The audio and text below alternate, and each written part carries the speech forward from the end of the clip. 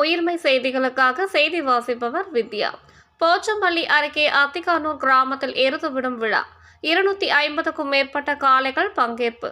கிருஷ்ணகிரி மாவட்டம் போச்சம்பள்ளி அடுத்த அத்திக்கானூர் கிராமத்தில் எருது விடும் விழா ஊர் செட்டியார் ராஜேந்திரன் மற்றும் விழா குழுவினர் தலைமையில் நடைபெற்றது.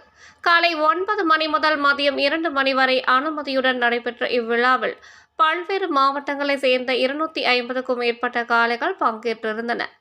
எருது விடும் விழாவினை காண சுற்று வட்டார பகுதிகளில் இருந்து ஏராளமான இளைஞர்கள், பெண்கள், பொதுமக்கள் என 10,000க்கும் மேற்பட்டோர் ஆர்வத்துடன் பங்கேற்றிருந்தனர். எருது விடும் விழாவிற்கான பாதுகாப்பு ஏற்பாடுகளை மத்தூர் காவல்துறையினர் தலைமையில் 50க்கும் மேற்பட்ட போலீசார் பாதுகாப்பு பணியில் ஈடுபட்டிருந்தனர். முன்னதாக வாடி வாசலில் காளைகளை அவிழ்த்து விடுவர். 100 மீட்டர் தூரத்தை காளைகள் வேகமாக கடந்து ஓட வேண்டும். காளைகள் ஓடுகின்ற வேகத்தை ஸ்டாப் வாட்ச் மூலம் கண்காணித்து ஓடிய நேரத்தை குறித்துக் கொள்கின்றனர். நேரத்தின் அடிப்படையில் முன்னதாக ஓடிய காளைகளுக்கு பரிசுகள் வழங்கப்படும்.